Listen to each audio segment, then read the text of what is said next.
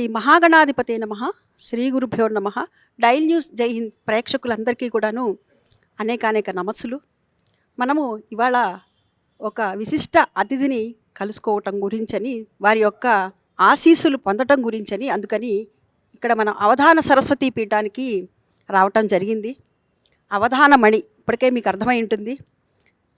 శతావధాని, సహస్రావధాని అయినటువంటి వారు డాక్టర్ మాడుగుల నాగపణి శర్మ గారు. వారు అవధానమణి 1959లో జూన్ 8వ తేదీన అనంతపురం జిల్లా కడవకొలను గ్రామంలో నాగభూషణ శర్మ, సుశీలమ్మ దంపతులకు వారు జన్మించటం జరిగింది. కలవకొలను అనేటటువంటిది అగ్రహారం. వారికి అవధానం అనేటటువంటి దానిని తెలుగు ప్రజలకి పరిచయం చేసినటువంటి వ్యక్తి వారు అని అనటంలో ఏమాత్రం సందేహం లేదు. ఎక్కడ అంటే దేశంలోనే కాదండి, దేశ విదేశాల్లో కూడాను అవధానం అంటే ఏమిటి అనేటటువంటి దాన్ని పరిచయం చేశారు పుబ్బావ సరస్వతి వారు. వారికి అనేక బిరుదులు ఉన్నాయి. అదేవిధంగా పివి నరసింహారావు గారు, అటల్ బిహారీ వాజ్పేయి గారు, అనేక మంది, శంకరదయాళ శర్మ గారు, ఈ విధంగా చెప్పుకుంటూ వెళ్తే అనేక మంది దగ్గర వారు అవధానాలు చేయటం జరిగింది. వారికి భారతదేశము అత్యున్నత పద్మ పురస్కారాన్ని ఇవ్వటం జరిగింది. ఇప్పటికే ఆలస్యమైందేమోనని నా భావన. చాలా సంతోషం.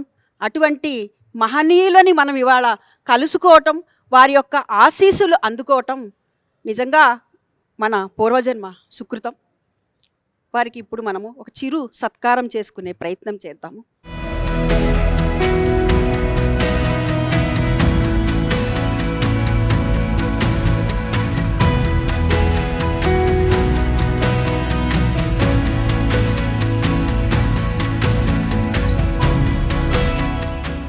ఈ విధంగా వారిని సత్కరించుకోవటం నిజంగా పూర్వజన్మ సుకృతము. ఇంకా నాకైతే మాటలు రావటం లేదు. ఎందుకంటే ఈ అవధాన పీఠంలో జరిగేటటువంటి కార్యక్రమాల్ని ప్రత్యక్షంగా నేను వీక్షించడం జరిగింది. దసరాలకు వచ్చి పిల్లలందరికీ కూడా చక్కగా అక్షరాభ్యాసాలు చేయించడమే కాకుండా అందరికీ కూడాను బీజాక్షరాలు రాయటం జరుగుతుంది. వారి చేత బీజాక్షరాలు రాయించుకున్న దాంట్లో నేను కూడా ఉన్నాను. చాలా సంతోషము. ఈ పద్మ పురస్కారం మీకు రావటం చాలా ఆనందంగా ఉందండి. అయితే మీకు అవధానం మీద మక్కువ అనేటటువంటిది అసలు ఏ విధంగా కలిగింది? అతి పిన్న వయసు నుంచే కలిగింది అనేటటువంటి మాట మీరు లోగడలో కూడా చెప్పి ఉన్నారు. అయితే ఇది కుటుంబ నేపథ్యంలో ఉందా, పరంపరగా వచ్చినటువంటిదా అని? శ్రీ మహాగణాధిపతయే నమః. ఐం మహాసరస్వత్యై నమః. శ్రీ గురుభ్యో నమః. శ్రీమంతం చిన్మయాకారం విద్యా విజ్ఞానమోక్షదం ప్రసన్నం ప్రణతానందం పార్వతీ సూనుమాశ్రయే. శ్రీ మహాగణాధిపతి చరణారవిందములకు నమస్కరించి, మహాసరస్వతీ దేవి యొక్క దివ్య పాద పద్మములకు నమస్కరించి, గురు మండలికి నమస్కరించి, అమ్మ మీరు పద్మశ్రీ గురించి అడిగారు తల్లి. ఇది కేంద్ర ప్రభుత్వము, మన 2 తెలుగు రాష్ట్ర ప్రభుత్వాల సహకారముతో అమ్మవారి యొక్క కటాక్షమే ప్రధానముగా ఇది నాకు అందినది అని నేను భావిస్తూ ఉన్నాను. కేవలము సరస్వతి కటాక్షము. నాకు అవధానం అన్నది చిన్నతనం నుంచి ఎలా వచ్చింది అంటే, మా పరంపరలో పెద్దవాళ్లలో ఆశుకవిత్వము అనేది ఉంది, మంత్రశాస్త్రము ఉంది. అవధానము అన్న రూపము ప్రత్యేకంగా లేకపోయినా అది వేదము, తర్వాత మంత్రశాస్త్రము, ఆశుకవిత్వము ఇలాంటివన్నీ ఉన్నాయి. వాటి యొక్క సమగ్రమైన రూపము, పెద్దల పూర్వపుణ్య విశేషము, అనుగ్రహము, మహాగురువుల యొక్క వాళ్ళ యొక్క కటాక్షము ఇవన్నీ కలిసి నాలో అవధానముగా ఎవరో మహాత్ములు ప్రేరణ చెయ్యటము, సాధన చేయించటము, అలా ఈ మార్గంలోకి వచ్చాను అని నాకు ఒక ప్రగాఢమైన విశ్వాసము, నా అనుభవము తల్లి. అందువల్ల పెద్దలయందు ఒక మార్గము ఉండి అది ఒక పూర్ణ రూపము దాల్చి అది అవధానముగా పరిఢవిల్లి పరిణమించి అలా పరిమళించి ఆ అవధాన విద్య కళ నాకు అనుగ్రహము చేయబడింది అమ్మవారి చేత. అటువంటి దానికి కేంద్ర ప్రభుత్వము గుర్తించి అట్లాగే రాష్ట్ర ప్రభుత్వాలు సహకరించి అటువంటి ఒక పురస్కారము నాకు లభించింది. ఇది ఈ లభించటము నాకు వ్యక్తిగతముగా అనేది కాక సమగ్రముగా ఒక అవధాన విద్యకే ఇది గౌరవము అని భావిస్తున్నాను. ఎందుకంటే మొట్టమొదటిసారి ఇది కళ అని గుర్తించారు. అవధానము ఏదో సాహిత్యములో ఒక భాగమని అనుకోకుండా వాళ్ళు దీన్ని కళ అని గుర్తించారు. అవధానం అన్నది ఒక గొప్ప తెలుగువారికి అత్యంత ప్రీతికరమైన, అత్యంత ఆవశ్యకమైన, తెలుగువారు తెలుగు యువతకు అవసరము ఈ కళ. జ్ఞాపక శక్తి అనేది మనిషికి చాలా అవసరం. మాన్యులు పివి నరసింహారావు గారు మాట్లాడుతూ కూడా ఈ అంశమే చెప్పారు. కంప్యూటర్లు సాధనాలు ప్రధానంగా ఉన్నా అవి చెయ్యలేని ఒక గొప్ప పనిని మానవ మేధాశక్తి మాత్రమే చేయగలుగుతుంది అని చెప్పారు ఆయన. అంత 14 భాషలు చదివిన మహావిద్వాంసుడు, భారత ప్రధానమంత్రి. ఇటువంటి 2 యోగ్యతలు గలవాడు ఆయన. ఆయన మహాసహస్రావధానంలో నా పక్కన కూర్చుని ఇలా మాట్లాడారు. ఇంకా అనేక అంశాలు, అందులో ప్రధాన భాగం ఇది. అట్లా అవధానం అన్నది ఒక అద్భుతమైన తెలుగువారి యొక్క సొమ్ము ఇది. అట్లనే భారతీయ కళలలో చాలా గొప్ప కళ ఈ అవధానము. ఎందుకంటే సంస్కృతాంధ్ర భాషల్లో చేసే అనుగ్రహం అమ్మవారు నాకు ప్రసాదించింది. సంస్కృతములోనూ తెలుగులోనూ సమానముగా, ఏదో ఒక శ్లోకం సంస్కృతంలో చెప్పి 99 తెలుగులో చెప్పటము కాదు. దాదాపు 20-25% నేను సంస్కృత భాగము పెట్టి 75% తెలుగులో పెడుతూ ఉంటా. ఒక్కొక్కసారి అది 30%, 40% కూడా అవుతూ ఉంటుంది. సంపూర్ణంగా సంస్కృతంలో నేను అవధానాలు చేసినవి కూడా ఉన్నాయి చాలా. అందువల్ల అటువంటి అనుగ్రహము అమ్మవారు ప్రసాదించినందుకు నాకు పద్మశ్రీ అంటే ఆమె పాద పద్మశ్రీయే. నాకు అమ్మవారి యొక్క పాద పద్మశ్రీయే నా పద్మశ్రీ. అందువల్ల నేను అట్లా భావిస్తాను తల్లి. నేను చాలా వినమ్రముగా అమ్మవారి కటాక్షముతో వినమ్రముగా ఈ పద్మశ్రీని స్వీకరిస్తూ ఉన్నాను. ఇది ఆమె కటాక్షము కాబట్టి నాకు ఉన్న ఈ విద్యతో సమాజహితంగా 10 మందికి, పిల్లలకందరికీ మీరు అవధాన పీఠంలో కార్యక్రమాలు మీరు ముందే చెప్పారు. ఇంకా పద్యాలు నేర్పడము, శ్లోకాలు నేర్పడము, ధారణాశక్తి, వీళ్లకు అవధానానికి ఉన్ముఖము చెయ్యటము, ఎవరైనా పనికొచ్చే వాళ్ళుంటే వీళ్లకు అవధానానికి స్వీకరించటము, ఇలాంటి పనుల్లో నేను సంవత్సరాలుగా ఉన్నాను. నా దగ్గర బీజాక్షరాలు రాయించుకున్న వాళ్ళు మహా ఉన్నత స్థానములలోనే ఉన్నారు. మహనీయులు వాళ్ళందరూ గురువుగారు ఇలా మీరు చెయ్యటం వల్ల అమ్మవారి కటాక్షముతో అని చెప్తూ ఉంటారు. అదంతా అమ్మవారి మహిమయే, ఏ వ్యక్తికి ప్రాధాన్యం లేదు ఇందులో. అదే కాక పద్యాలు చెప్పటము, పిల్లలకు నేర్పించటము, ఈ చుట్టుపట్టు స్కూళ్ళ వాళ్ళందరూ నా దగ్గరకు వస్తూ ఉంటారు. పిల్లలు వాళ్లకు వాళ్ళ శ్రద్ధను ఆసక్తిని బట్టి, ఆసక్తి లేని వాళ్లకు కలిగించి, ఉన్నవాళ్లకు పెంచి, ఇలా ఈ పద్య సంస్కృతి, ఎందుకంటే పద్యము మన తెలుగు వాళ్ళ ఆస్తి, తెలుగు వాళ్ళ సొమ్ము. పద్యం పోగొట్టుకుంటే ఏముంది మన జాతికి? ఏమి వైభవం ఉంది? అందువల్ల ఈ వైభవం ఉన్నది ఇదే. ఈ వైభవాన్ని, భాషా వైభవాన్ని మనం కాపాడుకోవాలి. దానికే నా జీవితమంతా తపన. అందరికీ అవధానం ఒక విద్య, కానీ నాకు ఆమె సరస్వతి, ఆమె దేవత, ఆమె మాతృస్వరూపిణి. అలా తల్లి మీరు మాతృస్వరూపిణి, మీరు వచ్చారు. ఇది మీరు ఈ కార్యక్రమము, ఈ డయల్ న్యూస్ ఈ మార్గం ద్వారా తీసుకువెళుతున్నారు తల్లి. చాలా సంతోషము.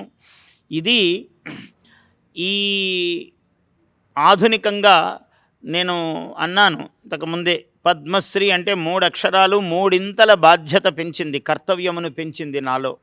ఇంకా ఇప్పటిదాకా అనేక విధాలుగా చేస్తున్నాను నేను ఈ సేవ. నాకు ఏవి అమ్మవారు ఆలోచనలు ఇస్తే, ఇంకా ఇలా చెయ్యరా అంటే అలా మార్గాలలో అవధానాన్ని సార్వజనీనము, సర్వజనప్రియము ఎలా చెయ్యాలి అని నిరంతరము తపన.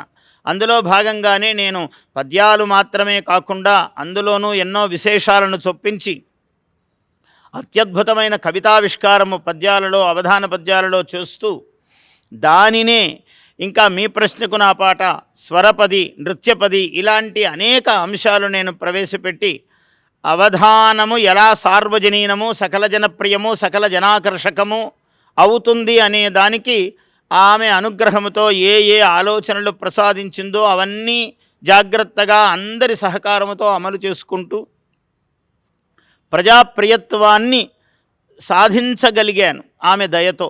ఇంకా ఎంతో సాధించాలి అన్నది ఎప్పుడూ ఉన్నది. చేసేవాడికి ఎప్పుడూ తృప్తి ఉండదు. ఇంకా ఎంతో చేయాలి. ఎంత చేసినా ఎంతో చేయవలసి ఉంటుంది. ఎందుకంటే ఇది సముద్రాన్ని త్రవ్వటం లాంటిది. ఒక మహావిద్య, ఒక మహా సరస్వతి ఉపాసన. నేను నిష్ణాతుడిని అయిపోయాను అనడానికి ఎప్పుడూ ఉండదు. ఎంతో చేయవలసి ఉంటుంది మనము ఎంత చేసినా. అందువల్ల అటువంటి మార్గంలోనే ముందుకు వెళుతున్నాను తల్లి.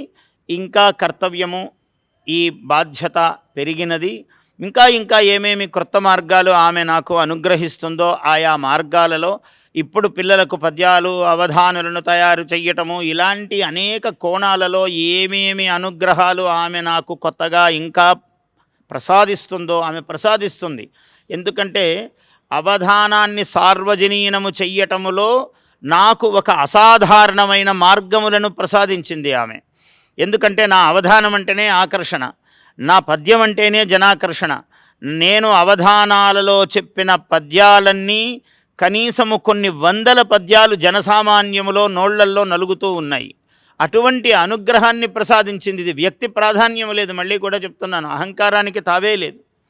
వినయముగా దీన్ని స్వీకరిస్తూ మరింత వినయముతో ఎటువంటి అవకాశాలు లభిస్తాయో ఆమె ప్రసాదిస్తుందో ఆ మార్గములో దీన్ని ముందుకు తీసుకెళ్ళి ఇంకా దీన్ని సఫలముగా సకల జన ప్రయోజనముగా, ఇక్కడ కులాలు మతాలు వర్గాలు వేటికి తావు లేదు. ప్రతిభ విశ్వాచి ప్రతిభ అన్నాడు వేదములో. కాబట్టి ప్రతిభ అన్నది విశ్వతోముఖంగా ఉంటుంది. ఎక్కడ ఏ ప్రతిభ ఉంటుందో, ఏ విధమైనటువంటి ఒక ప్రజ్ఞ బయటికి వస్తుందో ఆమె దయ. దీనికి ఏ నిబంధనలు ఉండవు. అమ్మవారి దయ ఒక గంగా ప్రవాహంలాగా వెళుతుంది. ఆ గంగకు అద్దరి మేలు ఇద్దరి కీడునొనగలదే అన్నారు. కాబట్టి గంగకు ఒక దరి గొప్పది, ఒక దరి గొప్పది కాదు అన్నది ఉండదు. అందువల్ల అన్ని దరులు గొప్పవే, అన్ని చోట్ల గొప్పదే గంగ. కాశీలో గొప్పది, హరిద్వార్లో గొప్పది, హృషికేశ్లో గొప్పది అనవచ్చు. కానీ ఎక్కడ గంగ అయినా గంగయే. దాని గొప్పతనము సాధారణమో కొంత విశేషం ఉండవచ్చు ఆయా క్షేత్రాల్లో, కానీ మొత్తము మీద గంగయే ఎక్కడ ఉన్నా కూడా. అలాంటిదే అవధాన సరస్వతి కూడా నదీరూపిణీ దేవత ఆమె. కాబట్టి ప్రవాహిని సరస్వతి, సరసహ సరహ అన్నాడు. సరసహ అంటే ఒక ముఖాన్ముఖం, ఒక ముఖ సరస్సు నుంచి ఇంకొక ముఖ సరస్సుకు ప్రసారం అయ్యేదే అవధాన సరస్వతి. అటువంటి అవధాన సరస్వతి అనుగ్రహము సార్వజనీనమై సకలలోకప్రియమై సర్వజన ఆనంద ప్రయోజనకరమై ఉండాలి అని ఆకాంక్షిస్తూ ఈ పద్మశ్రీని నేను వినయ వినమిత శిరస్సుతో స్వీకరిస్తూ ఇంకా ఇంకా నా కర్తవ్యాన్ని నిర్వహించగలను అని అమ్మవారి సమక్షంలో నేను ప్రకటిస్తూ సెలవు తీసుకుంటున్నాను తల్లి. ఒక మాట అండి చివరిగా, ఆధ్యాత్మిక రంగానికి మీరు దిక్సూసిగా ఉన్నారు. అయితే నేటి సమాజంలో తెలుగు మాట్లాడితే కూడా తప్పేమో, స్పష్టమైన తెలుగు మనం మాట్లాడకూడదు. మనం తెలుగువారమే, కానీ నొక్కి నొక్కి మాట్లాడితే కూడా తప్పు. అంటే నొక్కి నొక్కి మాట్లాడటమే ఒక ఫ్యాషన్ అయిపోయింది. ఇక్కడ నేను కూడా ఒక ఇంగ్లీష్ పదాన్ని వాడాను ఇప్పుడు, ఫ్యాషన్ అని. అదేవిధంగా మీరు ఒకసారి తెలుగు గురించి చెప్తూ ఒక మాట చెప్పారు, కళ్ళకి కాటుక పెట్టుకుంటే అందము, అలాగే ఆ అందాన్ని కదా అని చెప్పి ఒళ్ళంతా పూసుకుంటే ఏమవుతుంది అని అడిగారు. అంటే ఇంగ్లీషు అనేటటువంటిది మనకు ఆంగ్లం ఎంతవరకు అవసరమో నేటి కాలంలో అంతవరకు మాత్రమే తీసుకోవాలి అని చెప్పి. అయితే ఈ అవధానం గురించి కానీ తెలుగు భాష కనుమరుగవకుండా తెలుగు భాష పైన ఇంకా నేటి యువత ముందు ముఖ్యంగా వారు ఏ విధమైనటువంటి మీ ద్వారా సూచనలు సలహాలు తీసుకోవాలి అని మేము కోరుకుంటున్నాం. నేను 1995 అంటే నేను నా 13వ ఏట నుంచి నేను అవధానాలు ప్రారంభించాను. 95న ద్విశతావధానం సంస్కృతాంధ్ర భాషల్లో ఇక్కడ రవీంద్ర భారతిలో జరిగింది. ఆ తర్వాత అది మొత్తము అవధాన ఆవేళ ఒక 100 మందికో 1000 మందికో అవధానం అంటే తెలిసిన వాళ్ళు ఉండవచ్చు, ఉంటే 2000 మంది ఉండొచ్చు. కానీ నా ఉద్దేశం సంఖ్య కాదు, అక్కడ అతి స్వల్ప సంఖ్యాకులకు మాత్రమే అవధానము అన్నది తెలుసు ఆ రోజులలో. అటువంటి రోజులలో ఒక అవధాన సారస్వత ప్రపంచమునే ఒక దిశానిర్దేశముగా కొత్త యుగముగా ప్రారంభం చేసినటువంటి అవధానము ద్విశతావధానము రవీంద్ర భారతిలో జరిగింది. ఆ తర్వాత చంద్రబాబు నాయుడు గారు నన్ను అధికార భాషా సంఘం అధ్యక్షుడిగా ఉమ్మడి రాష్ట్రంలో నన్ను నియమించారు. నాకు ఒక ఆ తెలుగు భాషా సరస్వతికి సేవ చేసే భాగ్యం లభించింది. అప్పుడు చెప్పాను, ఇది ఎందుకు చెప్తున్నానంటే ఆ సందర్భంలో చెప్పాను ఈ మాట. ఇంగ్లీషును కాటుకగా దిద్దుకోగాని ఒళ్ళంతా పూసుకోకు నల్లబడతావు, ఇంగ్లీషును ఇంగువగా కలుపుకోగాని ముద్ద కట్టి వేసుకోకు రుచి చెడుతుంది అని. ఇలా అదే సందర్భంలోనే ఆంగ్ల పదము లేకుండా 5 నిమిషాలు మాట్లాడు అని నేను పెట్టాను. నాకు తర్వాత చాలామంది ప్రధానమైన ఐఏఎస్ అధికారులు, ఐపీఎస్ ఇట్లా వాళ్ళందరూ చాలా గురుతరమైన అధికార బాధ్యత కలిగిన వాళ్ళందరూ చాలామంది గురువుగారు మీ ప్రేరణతో మేము ఇప్పటికి కూడా తెలుగులో సంతకం చేస్తున్నాము అని అప్పుడప్పుడు చెప్తూ ఉంటే చెవులకు చాలా ఇంపుగా అనిపిస్తూ ఉంటుంది. నేను ఈ మాత్రం పని చేయగలిగానా అని. ఎన్నో నాకు చేతనైన పనులు మంచి భాషాపరంగా చేశాను. అలాంటి అవకాశము నాకు అక్కడ ప్రభుత్వము ఇచ్చింది, నేను చేయగలిగాను. అయితే ఎంత చేసినా కూడా దీంట్లో రహస్యం ఏమిటంటే ఎప్పుడూ పరభాషా ప్రభావాలు, అవసరాలు, ఉద్యోగాలు, జీవనభుక్తి ఇలాంటివి చాలా మన మీద పడుతూ ఉంటాయి. యువతరం మీద మరీ ఎక్కువ ఉంటాయి అవి. ఇలాంటి ఒక ఎదురీత అయినప్పటికీ కూడా మనము అలా ఉంది కదా అని ఏమి చెయ్యలేమని అనుకోకుండా ఎంత వీలైతే అంత మనము చేస్తూ ఎప్పుడైతే ముందుకు వెళతామో నాకు చాలా గాఢమైన విశ్వాసం ఉంది ఇందులో. మనము ప్రయత్నం గనక చేస్తే యువత కూడా వాళ్లకు ఏదో అద్భుతం కనపడాలి, ఏదో ఆకర్షణ కనపడాలి. పిల్లలు కూడా చాలా స్వచ్ఛంగా ఉంటారు. ఎవరూ ఏమీ చెప్పటం లేదు గట్టిగా కాబట్టి ఏదో వెళుతున్నారు. మనం గట్టిగా చెబుతామా, వాళ్ళను ప్రేమతో లాగి చెప్తామా, ఇంకేదన్నా ఆకర్షించి చెప్తామా, ఎలా చెప్పాలో అమ్మవారు మనకు ఏ మార్గములు ప్రసాదిస్తే ధార్మికంగా ఆ మార్గములలో వాళ్లను మనం ఆకర్షిస్తూ ముందుకు వెళ్ళి వీటిని సఫలీకృతము చేసుకునే బాధ్యత, అమ్మవారి అనుగ్రహము, మన కర్తవ్యము 2 ఉన్నాయి. సమాజంలో ప్రతి వాళ్ళ మీద ఉంది. తల్లిదండ్రులు ఉన్నారు, ఏమీ 2 పద్యాలు పిల్లలకు చెప్పకూడదా, కూర్చోబెట్టి ముందు వాళ్ళు నేర్చుకోకూడదా? మరి బాధ్యత అక్కడ మొదలు కాదా? ఎప్పుడో ప్రభుత్వాలే చేయాలని, ఎవరో చేయాలని, పక్కింటి వాళ్ళు చేయాలని ఎందుకు అనుకోవాలి? మన ఇంటిలోనే బాధ్యత మొదలు కావాలి కదా ముందు. ప్రతి తల్లి తండ్రి కూడా ఒక 4 తెలుగు పద్యాలు మన నోటికి రావాలి అని ఎందుకు ఆలోచించకూడదు? తపన పడుతున్నారు, న్యాయమే, మన పిల్లలకు రాలేదే అని. ఆ తపన మీలోనే మొదలు కానీ. అందువల్ల ముందు మనం పద్యాలు నేర్చుకుందాం. 10 పద్యాలు నువ్వు నేర్చుకుంటే 1 పద్యం పిల్లవాడు నేర్చుకోడా? ఇలా నేర్చుకోవడానికి వీలుగా ఎన్నో పద్యాలు నేను అవధాన సరస్వతి పీఠం అనే కోణంలో యూట్యూబ్ ఛానల్లో పెడుతూనే ఉంటాను. నేనే ఎంతమందో మహాత్ములు చేస్తూ ఉండొచ్చు. వీటిని ఆధారం చేసుకోవాలి. ఒక పోతన పద్యము, ఒక వేమన పద్యము, ఒక సుమతీ శతక పద్యము రాకుండా ఎట్లా తెలుగు వాళ్ళం మనం? అందువల్ల ఒక 10 పద్యాలు రావాలి, నేర్చుకోవాలి. దీనికి అందరూ కృషి చేయాలి. తల్లిదండ్రులు, కుటుంబ వ్యవస్థలో ఈ బాధ్యత మొదలు కావాలి. సమాజంలో పెద్దల యందు ఈ బాధ్యత ఉండాలి. అట్లాగే మీ వంటి ఈ చిన్న చిన్న పెద్ద ఏ ఛానల్స్ కానివ్వండి, అందరూ కూడా ఈ మాధ్యమాలు, ప్రసార మాధ్యమాలు, ఛానలు అంటే ప్రసార మాధ్యమం, ప్రమా అనుకోండి, ఈ ప్రమాలు అనుకోండి, ప్రమోదాలు అనుకోండి, ఇవన్నీ కూడా మొదలు పెట్టాలి. ప్రతి చిన్నదానికి ఒక ఇంగ్లీష్ మాట మాట్లాడేటప్పుడు దీనికి తెలుగేమి, నేను అలాంటిది ఒకటి పెట్టాలని ఆలోచిస్తున్నాను. అలా ఇప్పుడు చాలామంది చేశారు ఈ ప్రయత్నాలు, ఇంకా బాగా జరగాలి. అందువల్ల ఇంగ్లీష్ ఎందుకు మాట్లాడాలి? దానికి తెలుగు సరి అయిన మాట ఉంది కదా. రైస్ అని ఎందుకు అనాలి, అన్నం అని ఎందుకు అనవు? కర్రీ అని ఎందుకు అనాలి? కూర అనొచ్చు కదా, ఏమైంది? ఇట్లా చిన్నవే. సూపు, పులుసు ఏమి తప్పు? చాలా గొప్ప మాట పులుసు.